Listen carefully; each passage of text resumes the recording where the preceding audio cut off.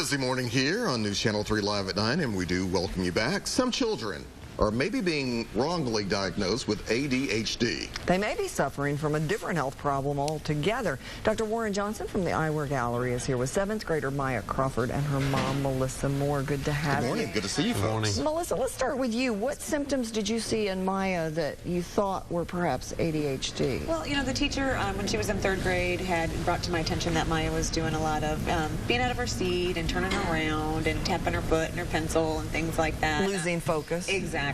Just having to, not that she was a bad kid or a bad student or anything like that, but just that she was having to do a lot of talking to Maya in particular.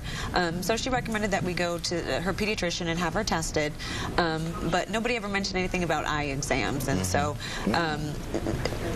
later on with more research, you know, working for Dr. Johnson at the Eyewear Gallery, I learned that a lot of the symptoms for ADHD can be the same as vision problem symptoms. So I think that if we were told a little bit earlier to have her eyes examined, we would have done that first, you know, before going to the pediatrician and putting her on medication. Sure. Yeah. Maya, we see you nodding your head over there. What was going on from your standpoint? What were some of the problems you think? It would be some of the same things, talking, getting out of my seat, just not paying attention. But I didn't have any problems learning. Yeah.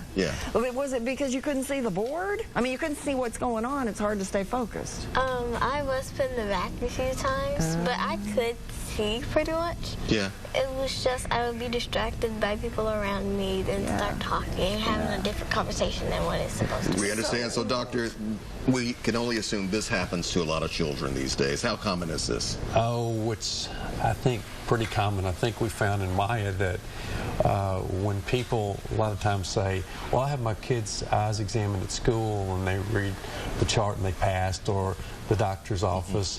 When we examined Maya, we found that, you know, she'd had very good distance vision, but one thing that's never screened is the ability to see up close, and that's where kids spend the time in terms of learning and reading and studying computers, that element of their vision is not measured to see if that's part of their focusing problem. So what does a parent need to do in that case? Well, they need to have their child examined, as Melissa's mentioned earlier, in a comprehensive eye exam by an eye doctor. At what age should you start this? Oh, we start examining children's eyes at 18 months. Really? But I would say definitely before they start school, kindergarten, you know, 5. One thing about the eyes, if Maya wasn't able to read well up close, you might think that's normal, right? You don't know to go, I can't see it. It's fuzzy because it's what you see, and so you assume everybody sees. They mostly test for distance at the school eye exam. You know, eye exams and the pediatrician eye exams, they mostly test at a distance. They don't test up close.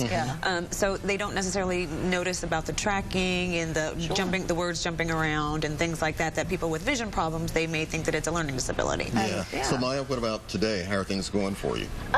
They're better. I am on medication for now, but I didn't need glasses when I did get tested.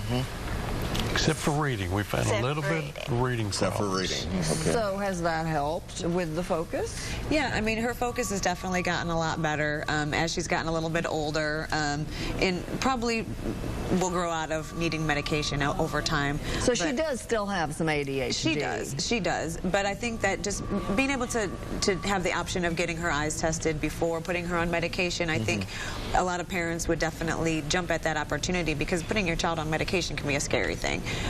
So, you know, getting your eyes examined and ruling that part of it out first. To see if that helps, if that's enough to help without the medication. Exactly. Well, we appreciate it, folks. Thanks for being here. Thank y'all for helping us get this word in the community, too.